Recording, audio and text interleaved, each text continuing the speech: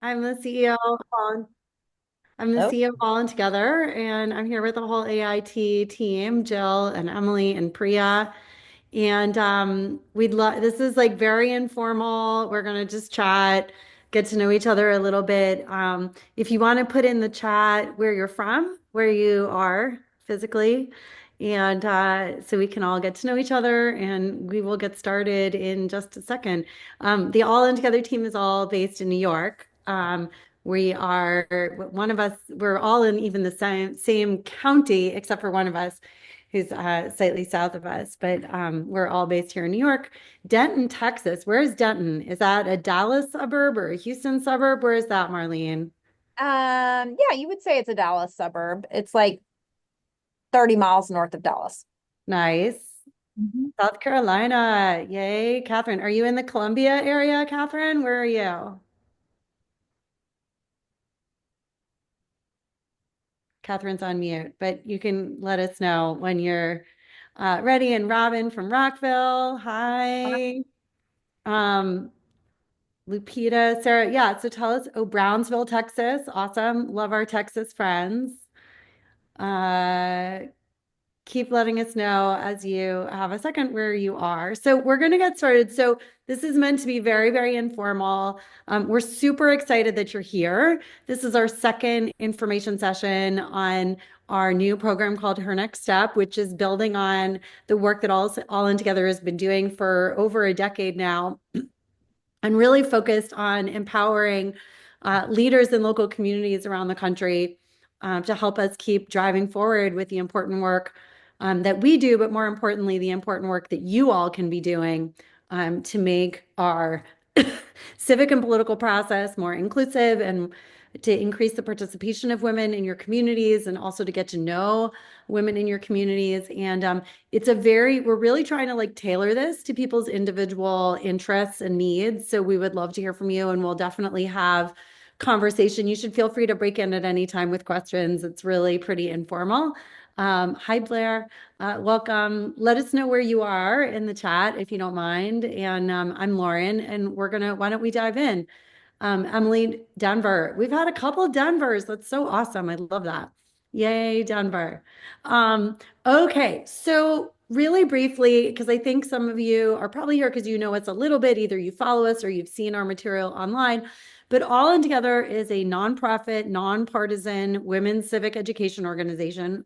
We were founded in 2014 and we run programs all over America focused on civic education and civic participation for women. And we run kind of big public programs in major cities. And then we also run a community program in lots of places, especially we spent a lot of time in Texas and Arizona, in Ohio. And then we're going to be continuing to expand that program, which works with lower income and marginalized women in key communities to give them the tools of civic leadership. And we have always had a focus on giving people the resources to make a difference with whatever time and interests that they have. In other words, we are not going to tell you what issues to care about, what issues to work on. We are not going to tell you what you should think about anything. We are really here to give you the tools and the resources to be leaders in your community and to help organize around the things that matter to you. So we're a little different than some of the organizations out there because a lot of the organizations that do civic engagement work like this, you sort of sign on for a set of issues that you agree with or that you want to work on. And this is a little different. We're going to help you connect to that for yourself. Okay, so let's go to the next slide. So, look, I think part of what we're trying to do is build on the feedback that we have been getting from people in our community and lots of our friends and folks around the country who feel especially maybe overwhelmed by the current moment and maybe not especially clear about what is accessible and available to them to make a difference in their communities. And because it is also a very polarized time, we have always focused on women finding common ground and working together and creating a safe, welcoming, and inclusive space for all women. And it's really, I think it is it has worked in ways that maybe surprised us and have surprised people who've engaged with us. But our vision is that we want a fully representative American democracy, which is, what we believe this country was built on, although we're obviously a long way from actually realizing that dream. We've got lots of work to do. But our mission is to really empower women individually and collectively with the tools and the resources that they need to do that work in their communities. If you're just joining the call, please let us know where you are, your city, state, just because we have a very geographically spread out group, which is very cool. We want to hear where everyone is. Okay, Emily, you want to switch to the next slide? So, why are we doing this? Well, for one thing, we have a bunch of challenges in this country when it comes to women's civic participation. So, you may know that Brazil, wait, Barbara, you're in Brazil? Wow. Okay. I was not expecting that. That's not like Brazil, Tennessee. That's like the country of Brazil. Is that where you are? Okay. Country. Oh my goodness. Okay. So I was not expecting that. Yeah. Uh, so anyway, so why are we doing this? Well, first of all, in the US, women have outvoted men in every election since 1980, which many of you may know. But on most of the other sort of measures of civic participation, women are really behind. So they tend not to engage in local politics or go to town hall meetings. We've got lots of women who have not, even though we've outvoted men, there are still lots of women who have not voted or don't vote. And what we find is that the reason why women say that they're not voting is mostly because they feel they don't know enough. They don't feel they've been informed well enough about the issues. Now, one of the other realities is that most Americans also really don't know how our political system works. And right now, that feels especially relevant because we've got lots of big questions happening in the country about things like the separation of powers and what the president's job is and what the Congress's job is. And there's a lot of debate about those things right now. And it's hard to have that debate when so many Americans, most Americans couldn't pass the citizenship test that we give to we give to people in order to become newly naturalized citizens. I happen to have spent a lot of time with the citizenship test because I have two people in my family who are naturalized citizens, and I spent a lot of time quizzing them on those questions, but most Americans couldn't answer most of them. And then in this last election, 36% of eligible voters didn't go to the polls. So there's lots of work to do to make sure that Americans understand how our process works and have the tools and the resources they need to show up. And that's a big part of what we're trying to do in this program.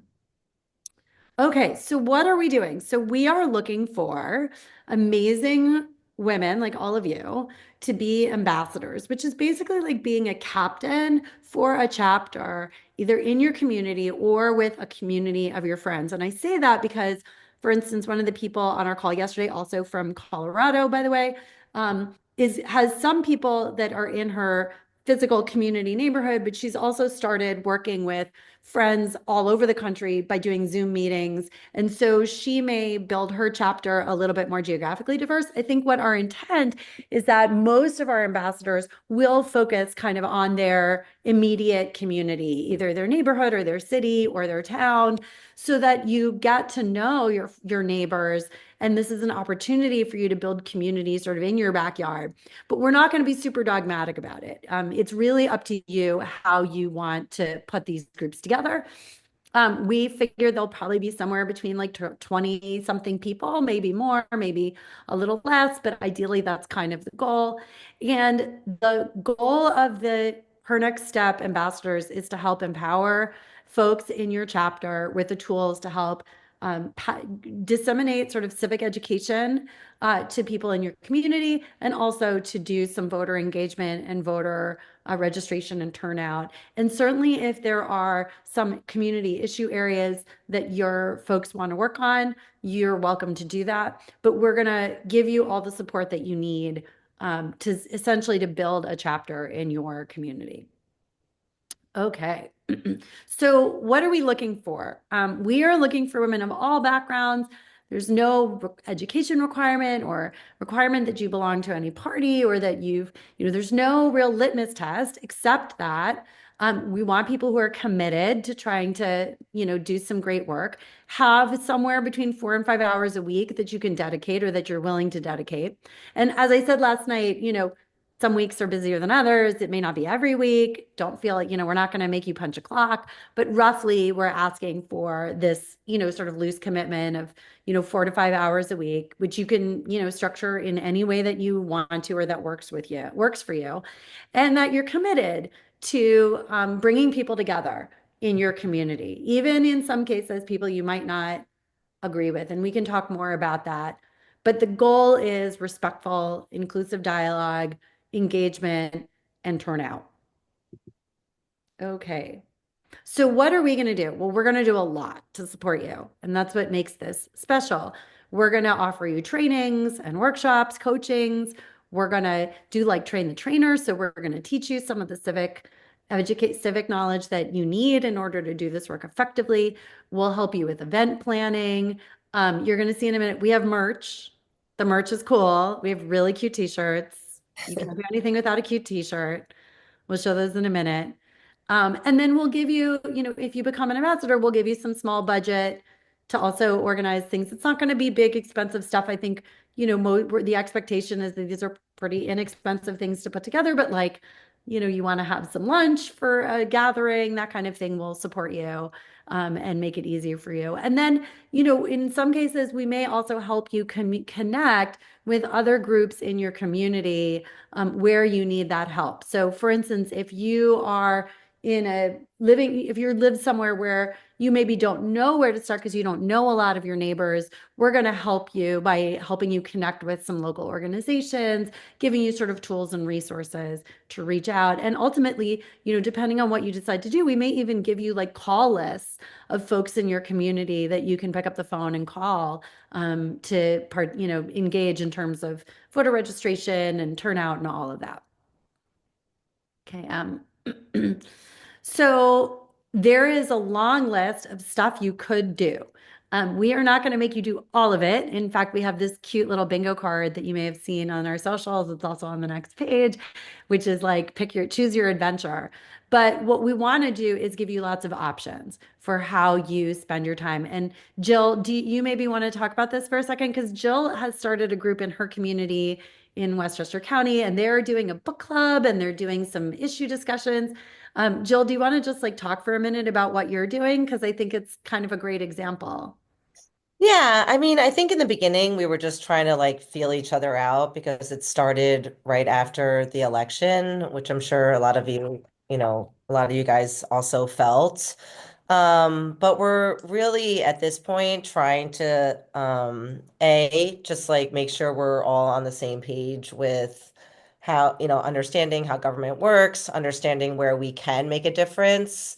I wrote an email to them this morning. It's like, don't let the headlines fool you into thinking your hands are tied, and trying to remain positive in that aspect. And then, bringing in, I'm hoping that, some local leaders will come to our meeting tonight. There's local elections happening that we're like focused on. There's an area of town that's being built up, that could release all these terrible chemicals into the environment. So it's really a wide spread of issues, which I think Lauren was trying to communicate earlier too, that it does not, it should be very specific to you. And A, because you are running it, but B, like when issues are personal, just people tend to fight harder. So we're really kind of like looking, and I will spend like the back half of this call listening, to what brought you guys here today. But that's kind of what we're doing right now in Westchester. And, Jill's example is a really interesting one because she did know a lot of her neighbors. And so the group came together somewhat organically, but some of them, some of you may not have that same level of connection. She lives in a really small town and people really know each other. Their kids are all in school together, et cetera. So, it's hers is like, I could probably name them because I used to live in the town. So I know all the people. It's a very small town. Everybody's very much in each other's business. But that's not true everywhere. So, we want to support you in, sort of building your own community of collaborators. Okay, Emily. Great. And here's our fun little bingo card. any of the above. You guys could just like, you can roll the dice if you want and just pick something on the bingo card. But the point is that there's so many different things that we could do. And part of what we really believe and that we've seen work over all of these years is that, as Jill said, like it is one of those moments where sometimes it feels like things are just so big and so far away, in Washington and, sort of these huge national issues. And part of what we really try to do is give people these sort of small and tangible actions that are energizing and positive, that actually do make a difference, and that give us all a sense of having some power and control. Thank you, Marlene. I'm so glad you love the bingo card. We have to tell our team. Jill, make sure you tell Asia and Ali. We have an all-female graphic design team, and they do like the cutest stuff. By the way, they did design our t-shirts. So I'm just saying, if you like the bingo card, you will love our cute t-shirts. Buy some merch. We'll get to that next. Um, so anyway, but the point is that there's just, I think what we really want to do is give you the kind of choices that make it easy to make an impact in ways that I think it's easy to feel like the small stuff doesn't matter, but actually the small stuff matters a lot. And it's very, very significant. And that's a huge part of where we focus. All right. Okay. So our vision is we want to help you build stronger communities by connecting with people, that we get folks better educated along the way about our process and about our government and about the resources and tools that are available to all of us, no matter who we are. We definitely want to up voter engagement and participation in the elections that are coming up. There's kind of always elections happening, which we'll talk about in a second.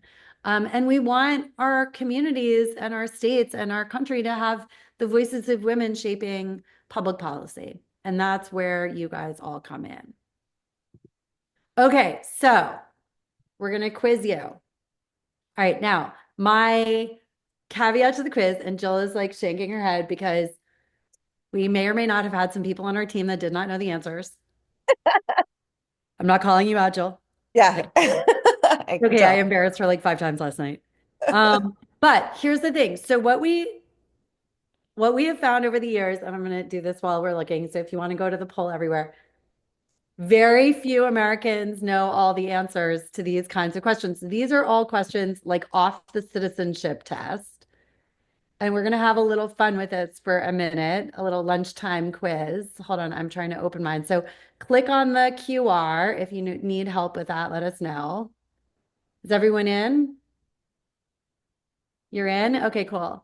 And then what you'll do is you can just do a thumbs up, or just you can unmute. We don't have that many people on the call, and you could just say when you've answered the question. Okay. So the first question, which is a little tricky, how many members how many people are in the House of Representatives? How many members are in Congress? Not Congress and the Senate, but just Congress. So let us know when you've answered, when you're ready to move on. How many members? This is a very big citizenship question. This is like almost everyone gets this on the citizenship test. And it's not an easy one. Okay, you're good, Marlene. Anyone need more time? We good? Okay. All right, so that's question number one. We'll give you the answers at the end. Okay, Priya, we ready for the next one? Okay. How long are the terms for member of Congress? So how many years does a member of the House of Representatives serve? How long is their term?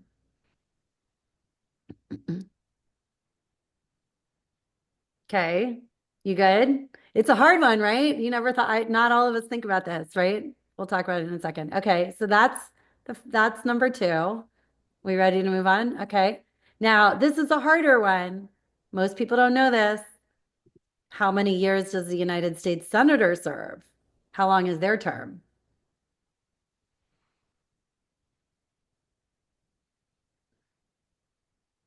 It's definitely not 10, although sometimes it feels like it. Okay, you guys got it? Are we good? Okay, I think there's just one more, right, Priya? Okay, last one. Okay.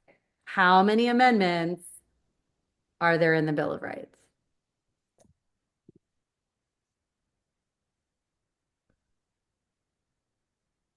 Okay. All right, shall we see what we got right? Okay. All right, Priya, I'll Wake pass. everybody up. And you guys can come off mute and we can just chat about it for a second. Okay, let's see. You got the answers, Priya? She's gonna put it up. Okay. Look Ooh. at you guys. Oh my God. 100% class. What? You guys are amazing. Okay, 435. That's amazing. So what's that? That's all correct. So what's the 535 number? That's if you add the House and the Senate. Yes, ma'am. Good job. This is the A team. You guys are the advanced class. Okay. How long are the terms? Okay, this one wasn't so easy. Hmm. Who said 2 years? I Okay. did. Okay. So the answer is 2 years. But I'm going to tell you first, let's talk for 1 second about why, because it's actually really, really interesting.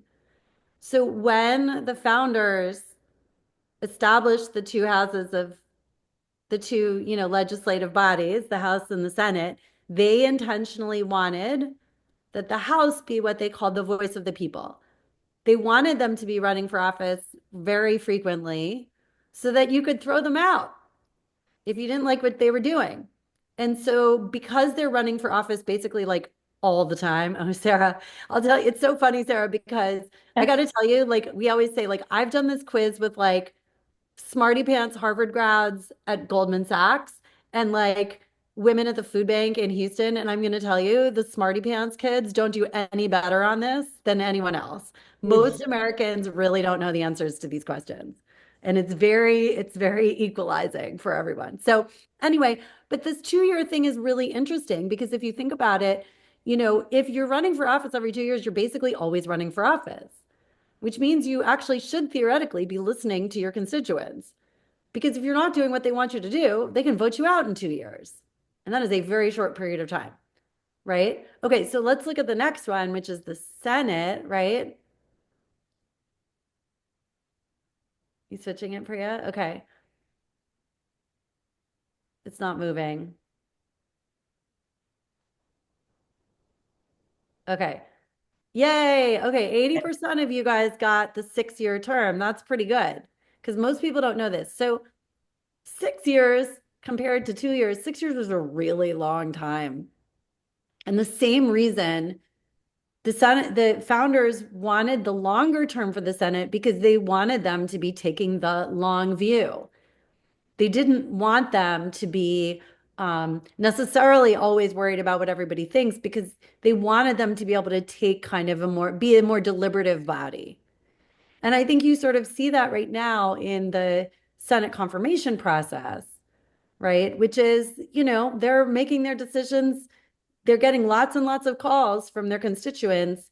They might not listen to them as quickly as the members of the House will, because they've got a long time till they're running. Now, the thing is that's also interesting is that all the House members run at the same time, right? So all 435 members are up every year, every 2 years. The Senate, it's staggered.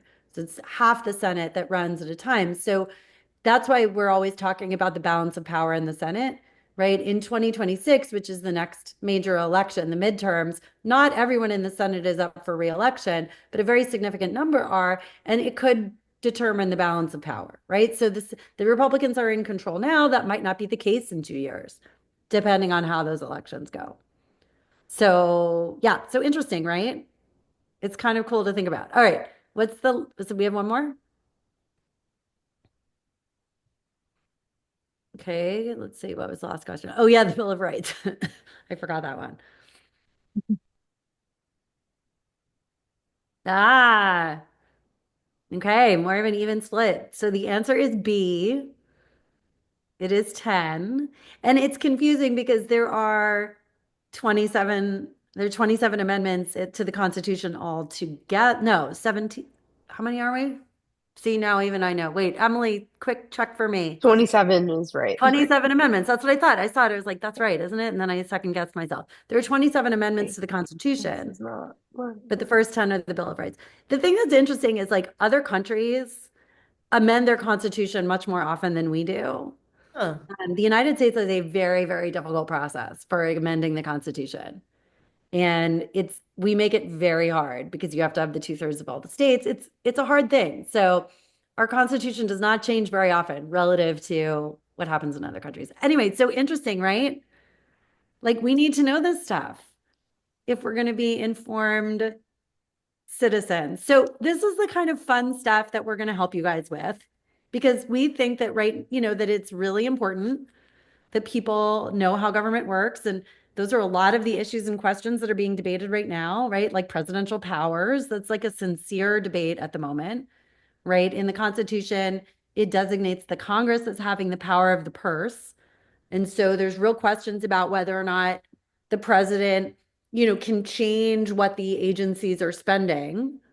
On the other hand, the federal government reports to the president. He is in charge of the federal bureaucracy. So, like, there are some legit questions about, what people are allowed to do and not allowed to do, and what's okay and not okay. But it really helps to be able to navigate this stuff by knowing, what's in the text of our laws and of our system. So, anyway, if this is interesting to you and you think you want to do more, we would really love for you to fill out the interest form if you've not done that already. You can do it either with the QR code or there's also the link is dropped in the chat. Priya dropped it in. Is that in there? No, you need to put that in now, right? We're about to do it so you can get it. And fill out the type form if you're interested in kind of taking her next step to the next step. And wait, we need the merch. Where's the merch? Cute t-shirts. They really are so cute. We really got into this. So if you want to order, I think they're so cute, powerful. There's also sweatshirts and hoodies and I think they're so cute. Do we like these? The flower. My favorite is the flowers. I like that one. Would you wear these? I think they're cute. Okay, so why don't we just open it up for conversation? We'd love to hear